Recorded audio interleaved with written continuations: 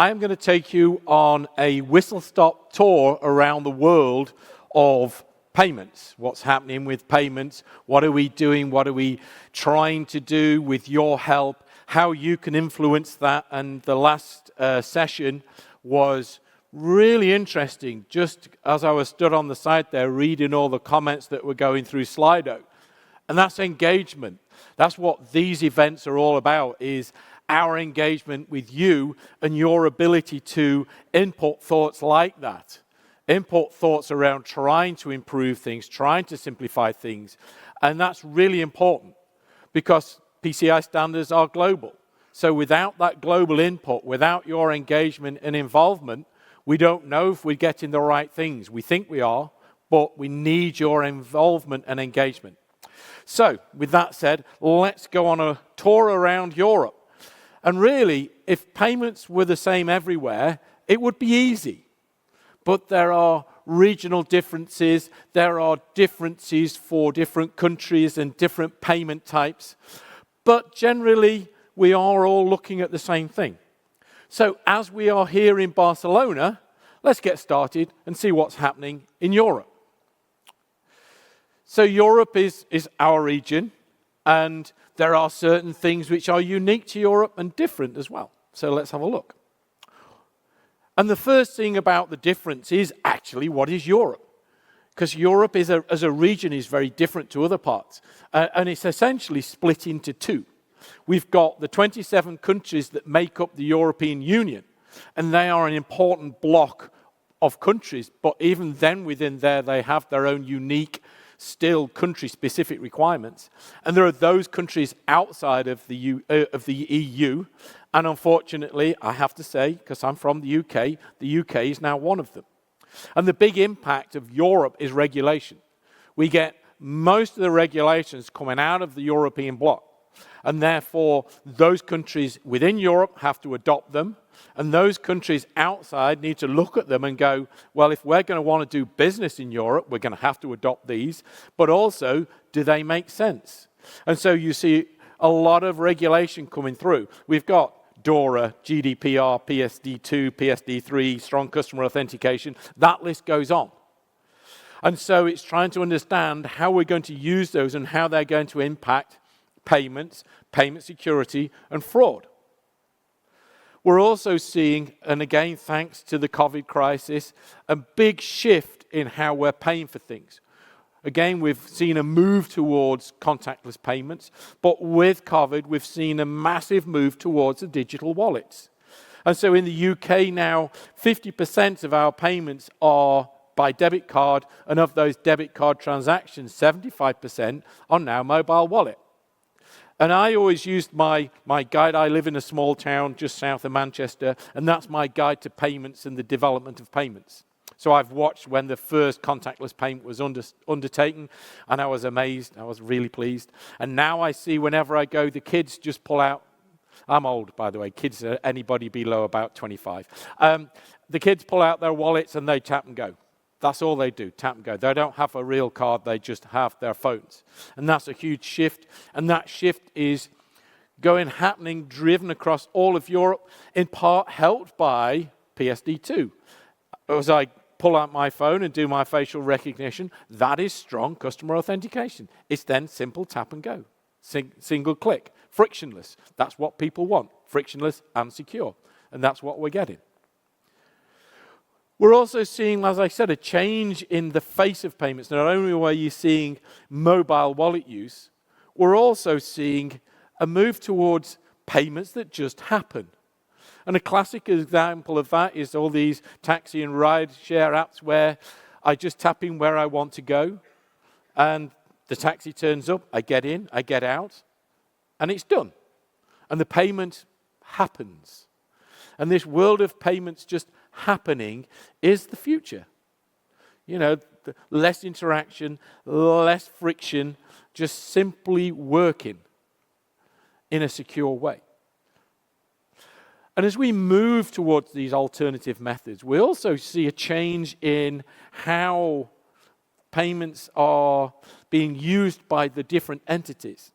So in the mobile wallet, once I've got the wallet, Does it have a debit card? Does it have a regional debit card? Does it have an international debit card? Does it have a credit card? But it also can have alternative payment methods. Can it have faster payments? Can it have QR codes? Can it have all sorts of different things?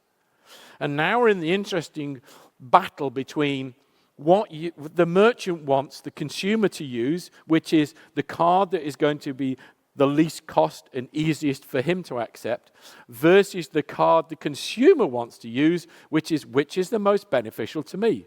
Do I want to use the card that's going to give me the best rewards, the most air miles, cashback, the longest time to pay, the shortest time to pay, any of these? And it's a strange new battleground that isn't always aligned, and that's going to be an interesting trend for the merchants to understand and work with. But it is moving forward, and it's interesting and exciting to see as it moves forward across Europe. And of course, with the opportunities comes the challenges of the criminals trying to steal this card data. And there is good news in Europe. We have been getting much better because of strong customer authentication and PSD2 and the work of PCI and all of you guys taking great care of your customers' data. We have seen year on year for the last 5 years the e-commerce fraud dropping. But as the new payment techniques come in through the push payments, the faster payments that didn't have as good a levels of security, the criminals find that out very quickly. And you see a huge uptick in the fraud rates, and then you see the industry trying to react and it dropping back down again. So there's a lot happening in Europe. We need to keep working at it. We need to understand as new payment opportunities come along, they create new fraud opportunities, new opportunities for the criminals. So we need to work together. We need to keep this engagement to ensure that we are protecting the consumer's payment data as we move forward. So that's it from Europe. It was a quick look around. And we're now going to zoom across to North America and see what's happening there. And who better to talk about North America than my boss, Diana Greenhaw, Head of Education and Engagement. Welcome, Diana.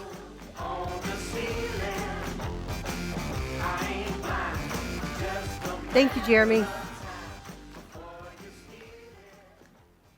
We've heard a lot about how quickly payments are changing, how quickly threats to payments are changing, and effective global standards really do have to incorporate regional differences. So a quick look into North America. There's 2 environmental changes that have made the most impact over the last several years in North America. The first being the move from magnetic stripe cards to EMV chip cards. Apologize that we took a little longer than everyone else to get there. And then also, we've seen an expedited move to contactless payments. And much of that was, we got a jump start through COVID, similar to what you were saying happened in Europe. What this really represents for us is a fundamental change in the way that consumers pay. You talked about devices. The form factor is different. We're not all just relying on that piece of plastic, right? It's lots of different form factors to make our payments. And then also a fundamental change in the way that merchants accept payments. The days of only having a terminal to accept payments are gone. We know that in addition to the consumer being able to use a mobile device to make their payment, the merchants can now use a mobile device to accept their payments. And that's really exciting, but it means as payment security professionals, we now have to be able to protect the legacy technology as well as the emerging technology.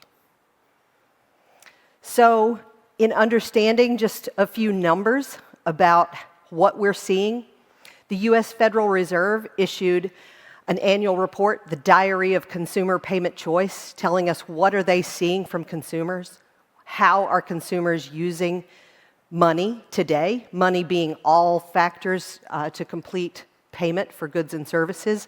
And what we're seeing from this report, that 60% of transactions are card-based. Card being kind of a misnomer there, meaning that they're account-based, so any of those form factors we talked about. And then, as we all know, the use of cash and checks continue to decrease. Now, for all of us in this room that work in electronic payments, that is great news. But it also means that we have more work to do, right? Our scope of work becomes bigger as the scope of payments and what payments really means and encompasses. That means our job just got bigger. So, in the interest of information sharing, that's what this organization is about, that's what this event is about, I do want to highlight 2 annual reports.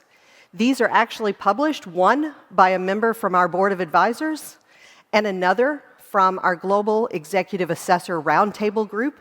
But these are great reports. They've been published year over year. So I do want to highlight them, and then I encourage you to actually go and download these. They are available at no cost to you directly through Verizon's website, the Verizon Data Breach Investigation Report, and IBM's website. You can download the IBM Cost of a Data Breach Report. If you type either of these into a search engine, it'll pull them right up, and there's a lot of fantastic information there. It's a lot of analysis on data breaches and the related financial impact. So let's dig in there for just a moment. So the Verizon report indicates that the most common methods of unauthorized entry into an environment: number 1, stolen credentials; number 2, phishing; and number 3, exploiting system vulnerabilities. Now, as security professionals, this is not new information to you guys. You have seen this because these continue to be the most common attacks, because this is the lowest common denominator for the criminals. They continue these attacks because they are successful through these attacks. I will say that number 3 there, exploiting system vulnerabilities, that's the fastest growing category. A lot of that is related to ransomware attacks. So patching, staying up to date on vulnerabilities, understanding zero-day attacks remains more important than ever. What we also see coming out of the IBM report is that breaches continue to have a significant impact on the affected entity. In the US, the average cost of a data breach is over $9 million. So like I said, our job's getting bigger, but it's not about just keeping security top of mind at all levels in your organization, but across all organizations, right? We want this talked about by the engineers and by your security teams, but we also need to have it talked about in the boardroom. So I know all of you will take that message back. I appreciate your time. I'm going to hand it back over to Jeremy for the rest of the world tour. Thank you very much, Diana. All right, thank you.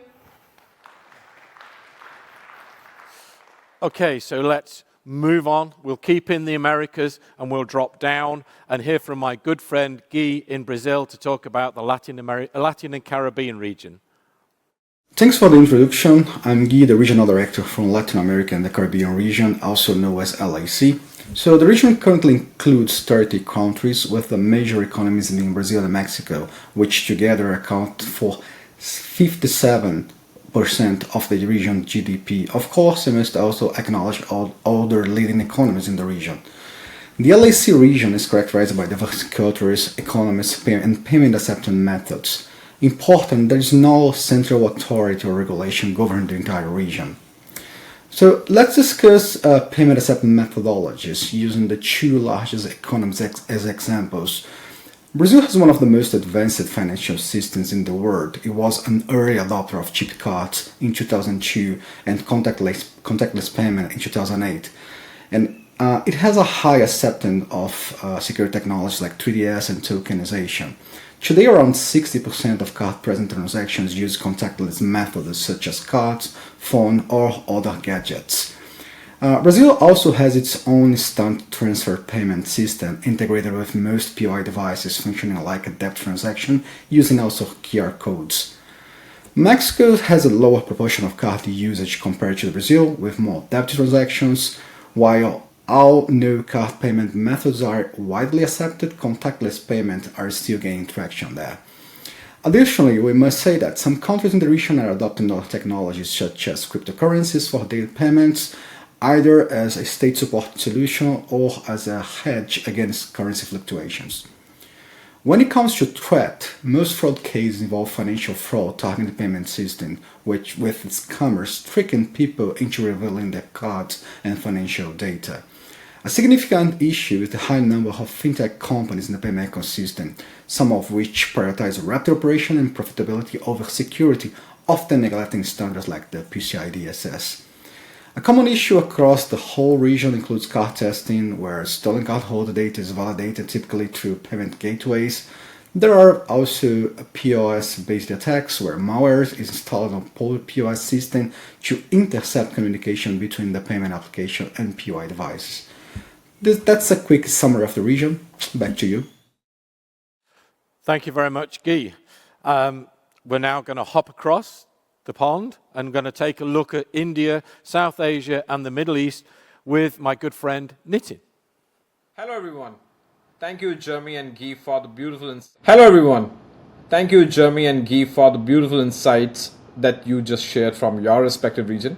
Let me quickly talk about India, South Asia, and Middle East. From the cash to digital payments, the India, South Asia, and Middle East story is exciting.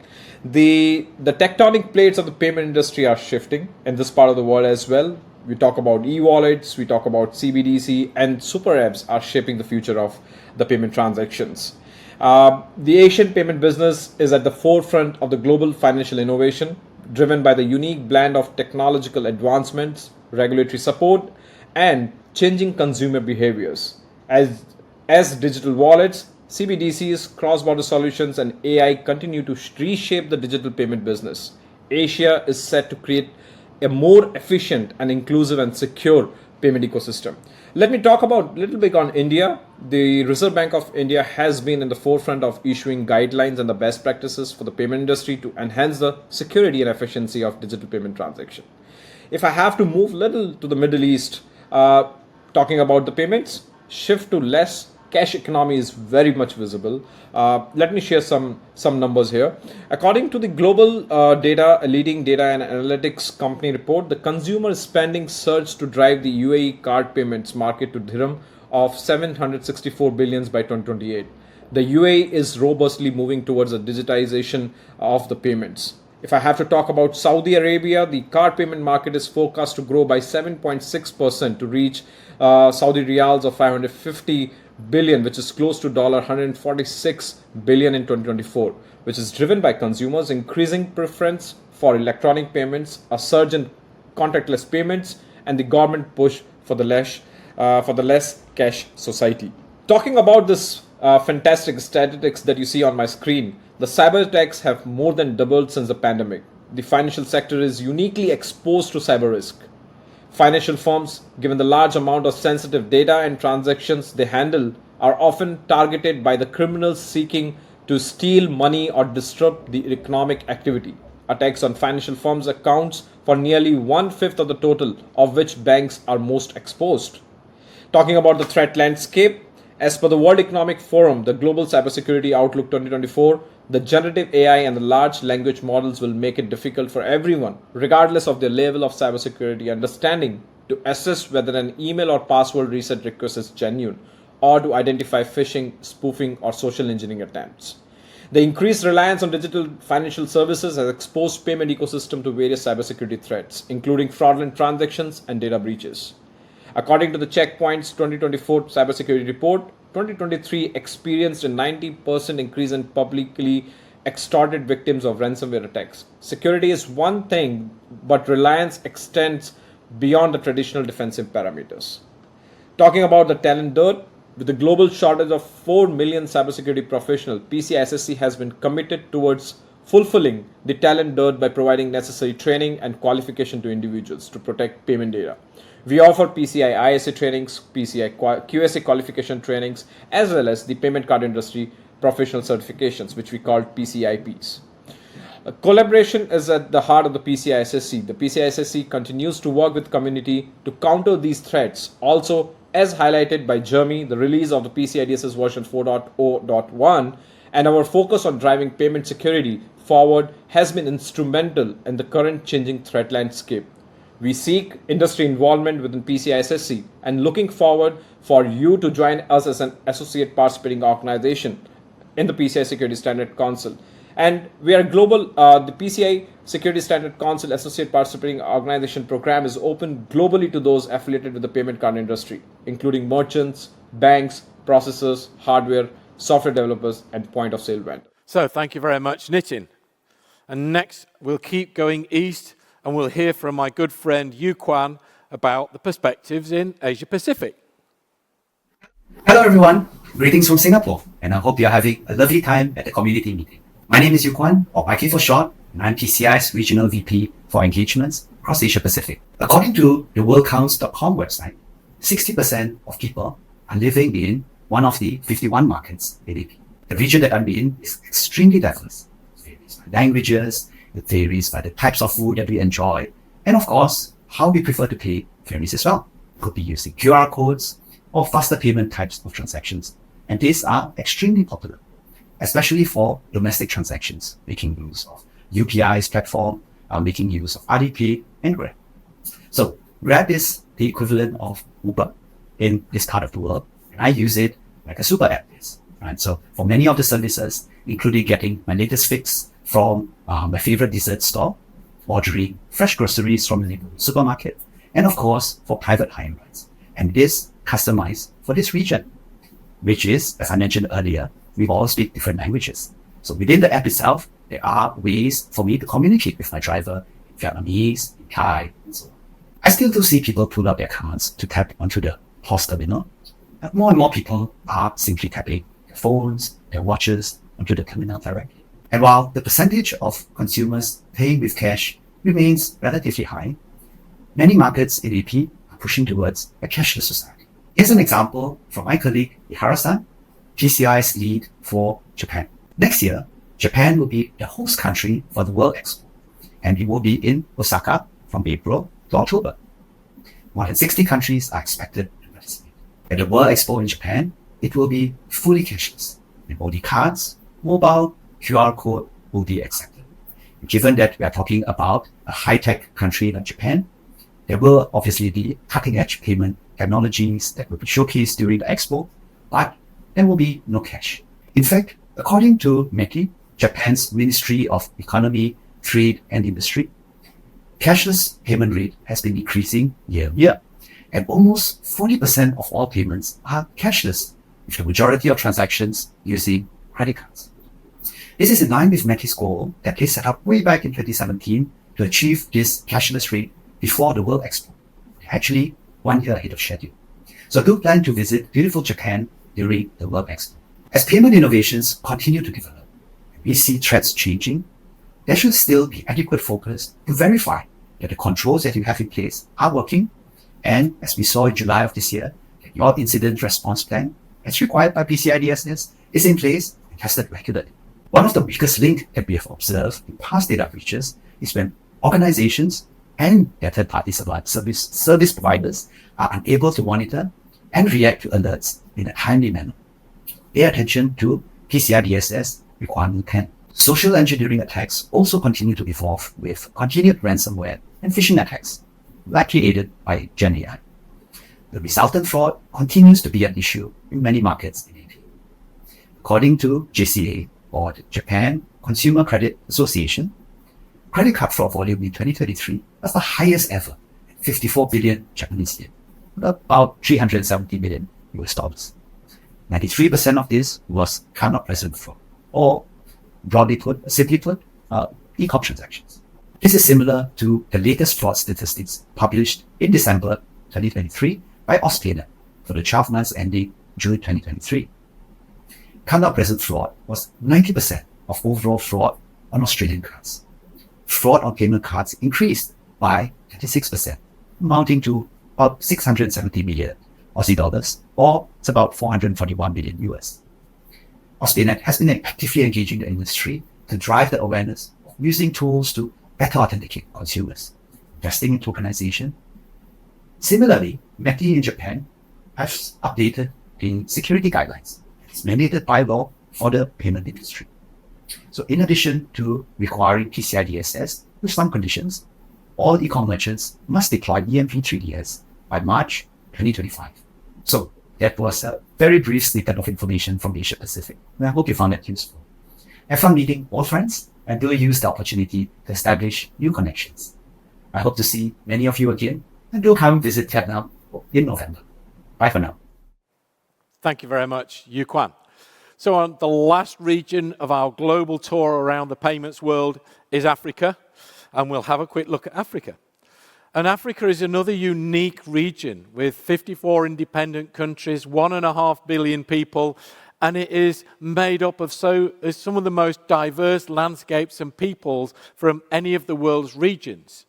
And they're also now moving more and more into card-based payments.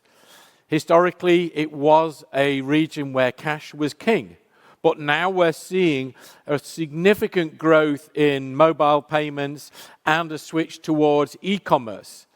Some reports were saying that by 2025, Africa is expected to have 500 million e-commerce users, and 40% of those e-commerce transactions are going to be mobile-based.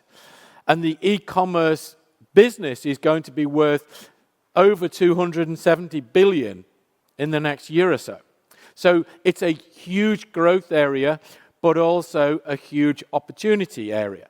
So we're working and seeing a change toward improving payment security in that region. But like in many of our regions, the challenges are the same. We're seeing ransomware and phishing and malware. In fact, 8 African countries are in the top 20 countries of the world that are being most targeted by the cyber criminals. But, as I said, we are increasing our outreach, we're increasing our engagement, and this is helping to grow and improve payment security. My colleague Nitin, who you heard from a little earlier, has undertaken 2 events in Africa already this year, and we're looking to keep that growing as we go forward.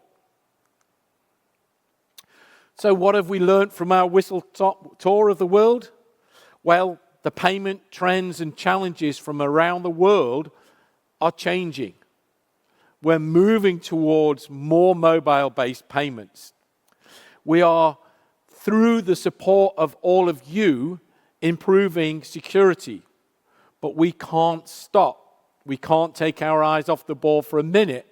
And that's why your engagement with the Council, through the RFC process, through becoming participating organizations, really helps us ensure that our standards meet the needs for you and your customers. The future is bright, but the future is mobile, and it seems there's an app for everything now. So what next? Change, change, and more change. You know, our keynote today, Dr. Bruce McCabe, really highlighted it when he said that everything's going to be driven by AI. We need to understand AI, not to replace our jobs, but to help us grow in our jobs, help us grow in the opportunities for making payments better, but also helping to improve security. And that's it for the World Tour. I look forward to working with you and sharing your experiences as we go on that journey, and I'll be happy to talk to you during the lunch break about this in more detail. Thank you very much, and good night.